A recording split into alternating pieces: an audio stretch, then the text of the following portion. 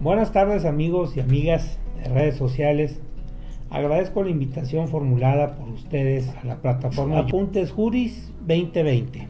En la situación para poder hablar con ustedes, mi nombre es Alberto Villegas, soy egresado de la Escuela de Leyes, hoy Facultad de Jurisprudencia en la Universidad Autónoma de Coahuila, y me agradaría con ustedes compartir algunas impresiones acerca de los métodos alternos de solución de controversias, principalmente las cuestiones de carácter colaborativo, como es la mediación.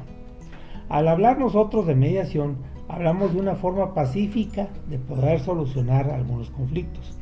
Estos conflictos se conocen como son en forma colaborativa, porque se necesita la presencia de ambas partes en forma voluntaria para que en una situación en frente de un tercero llamado pacificador, neutral o facilitador, lleve a cabo una situación de poder entablar un puente de diálogo. El procedimiento de mediación es un procedimiento que es voluntario, como había comentado. Es un procedimiento igualmente que es flexible, siendo que en esta situación no hay formalidades tan extremas, en la única cuestión que lo permiten que se pueda desarrollarse más rápido el procedimiento. Por otro lado, también el procedimiento de mediación es un procedimiento de carácter confidencial. Confidencial en el sentido de que tenemos tres vertientes. La primera, que se pretende proteger la información de las partes en cuanto a su contenido de su historia. No hay necesidad de que otras personas se tengan que enterar, solamente los que participan en el procedimiento. Por otra parte, igualmente se protege datos personales en la cuestión nombre, dirección, teléfonos, cuestiones así. Igualmente sirve como para poder blindar la cuestión de que la información se pueda fugar por otros lados. Se pretende dar cierta seguridad a las personas para que puedan solucionar este problema. La función del mediador tiene que ser en primer lugar imparcial. ¿Imparcial en qué sentido? En que no puede llevar a cabo, inclinar la negociación a favor de ninguna de las partes. Simplemente tiene que buscar el equilibrio entre ambos, cuidando esa situación de imparcialidad. Por otro lado, la neutralidad puede que se confunda con la imparcialidad, pero la neutralidad se refiere al territorio en donde las partes van a estar negociando. En muchas ocasiones, aquellas partes o partes en conflicto tienden la sensación de estar en un lugar seguro, psicológicamente marcan un territorio. Eso es una cuestión muy natural. Pero hablando en la cuestión de la neutralidad, el mediador tiene que brindar esa neutralidad a ambas partes para que estén en posibles igualdades de circunstancias para poder aterrizar un acuerdo. Hablamos de acortar tiempos, en el sentido de la situación de que no se pueden llevar un procedimiento judicial en el cual es muy largo. Aquí, en ese sentido, se trata de hacer un ahorro de tiempo y de materia económica, como igualmente de emociones. Aquí la ventaja que tenemos al hablar de este ahorro de tiempos y de emociones, las partes no se desgastan tanto en lo emocional. Por otra parte, también hablamos que dependiendo del tipo de servicio, si hablamos de un mediador público, los servicios son gratuitos. Si hablamos de una especie de mediador privado, pues él ya tendría que estar diciendo los costos por sus servicios profesionales. Por lo que pronto, también tenemos que tener que la mediación tiene una situación de ser colaborativa, como había iniciado. Se necesita la participación de las dos partes. En ningún momento se les puede obligar. Créanme que es un procedimiento muy bondadoso, es un procedimiento muy noble, en el sentido que en muchas ocasiones puede representar la reconstrucción de relaciones, tanto sociales como familiares, como de carácter comercial. Las partes tienen la posibilidad de poder resolver el problema. El procedimiento se abre en primer lugar con las siguientes etapas. Hablamos de una etapa que es la narrativa, en donde las partes se entrevistan en forma individualmente con el mediador o el facilitador. Cada uno tiene la situación de dar su versión, lo cual eso el mediador debe de respetar. Cuando ya se dan sus versiones y las partes están de acuerdo, pasamos a iniciar el procedimiento de apertura. Este procedimiento de apertura se hace previamente con un discurso de apertura en donde el mediador dice las características que anteriormente comentaba, que es un procedimiento voluntario, flexible, confidencial, gratuito o qué costo va a tener, la función que es igualmente la función de ser imparcial y neutral, entre otras cosas. Entonces, se le concede a cualquiera uno de las partes el uso de la voz.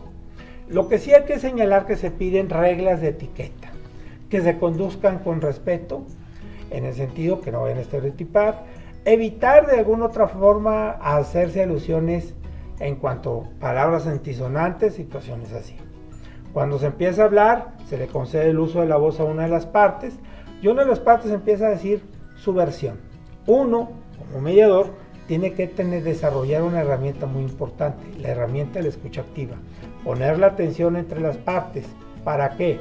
Para, en dado caso, que la parte se pueda sentir escuchada, como a la misma vez cuando termine esa primera entrevista o esa primera participación, se le concede el uso de la voz a la otra parte y utiliza uno la técnica del parafraseo. El parafraseo va a consistir en quitar todas aquellas palabras que tengan cierto tinte de agresividad y darles un tono más neutral, con una situación de tratar de tomar los mensajes yo en el sentido de poder explicar cómo se siente la persona, cuál es su emoción y posiblemente que esté planteando ya la solución. En esta cuestión, cuando se están llevando esos dos aspectos, empieza a haber una retroalimentación entre las partes. También el mediador tiene que tener la habilidad de saber qué preguntas poder hacer en su tiempo y forma. Nunca es recomendable que el mediador utilice la palabra o la pregunta ¿por qué? El por qué, porque de alguna de otra forma se puede utilizar como una forma agresiva, como si fuera un interrogatorio clásico de la vieja escuela del Ministerio Público. Aquí no. Aquí hay que buscar las palabras más neutrales en el sentido cuál sería el motivo o dígame usted por qué se siente así. De alguna otra forma, ir viendo esa situación de la amabilidad. Una de las características también de la mediación es que se tiene que ser amable. Amable con ambas partes. La amabilidad es un factor muy importante en atención en que esta muchas veces va a despertar la empatía con ambas partes, va a crear esa confianza para que ellos se puedan abrir. Además, al despertar esa empatía, esa confianza, esa amabilidad, también permite a las partes poner igual en el tema de la neutralidad. Ya después de haber pasado esta parte de la narrativa, podemos pasar a la siguiente etapa, que es la etapa del cierre, digamos así, en el sentido de poder el mediador resumir los intereses y necesidades de ambas partes, haciendo un lado el posicionamiento. Ese resumen de necesidades e intereses nos va a poder pasar a la siguiente etapa, que es la generación de opciones. En la generación de opciones, el mediador tiene que tomar en cuenta todas las sugerencias que le van planteando a ambas partes, desde la más sencilla hasta la más descabellada. En esta generación de opciones se tiene que evitar o se tiene que prohibir que las partes empiecen a analizar. Aquí simplemente hay que dejar que genere, que se hagan todos. Y ambas partes estimularlos a que puedan generar en estas opciones. Ya terminando la generación de opciones, se pueden de alguna otra forma juntar todas aquellas que sean parecidas o se pueden aglutinar para poder entonces dar paso a la siguiente, que es la evaluación de opciones en el sentido de ver cuáles son las más viables. Ahí sí cabe a las partes ver en el sentido cuál sea la que más les pueda ser a su forma la situación de poder resolver este conflicto. Una vez en que ya las partes ya se han evaluado, ya se han aceptado, entonces sí cabe la posibilidad de poder generar un acuerdo, que sea un acuerdo verbal o un acuerdo escrito. Debemos recordar que en muchas ocasiones, como esto es voluntario, aquí las partes deciden cómo pueden finalizar con ese acuerdo, siempre que encontremos un consenso. Ese consenso que puede ser escrito o verbal. Si queda verbal, va a quedar muchas veces la palabra. Si queda escrito, entonces, bueno, se tendrá que seguir las formalidades más esenciales de un negocio jurídico en cuanto a sus elementos de existencia, sus elementos de validez y demás cosas que señala la legislación civil en este aspecto para crear un convenio. Por último, también me gustaría comentar que si en dado caso las partes no llegan a un acuerdo, también cabe la posibilidad de que se puedan volver a encontrar. No pasa nada, simplemente si las partes, bueno, se trató de hacer el acuerdo, no se llegó, quedan las puertas abiertas. En el mundo de la mediación también podemos agregar que el perfil de mediador tiene que ser una persona que sea empática, en el sentido de que pueda de alguna otra forma despertar esa confianza de ambas partes. Hablamos igualmente que tiene que ser una persona honesta, en el sentido de que, bueno, su honestidad es tan importante en que saber hasta dónde pueden ser sus límites. Por otro lado, también tiene que ser humilde en el sentido de que no cabe que sea presuntuoso, no cabe que sea egocéntrico. Y en ningún momento se decide él, bueno, gracias a mí no, las partes son las que solucionan el conflicto. Igualmente, tiene que ser una persona discreta. En ningún momento puede comentar lo que haya pasado dentro de la mediación. Punto. Porque de alguna otra forma eso puede afectar la imagen de ambas partes. Igualmente, por otro lado, tiene que tener una muy buena, excelente escucha activa, el saber escuchar. El escuchar sin juzgar. Simplemente tiene que ser una persona que aplique, que tenga el conocimiento de la comunicación no violenta para poder, en dado caso, saber escuchar, saber observar lo que está en el entorno y empezar a estructurar los mensajes yo o el parafraseo, el reencuadre y las preguntas. En ese sentido.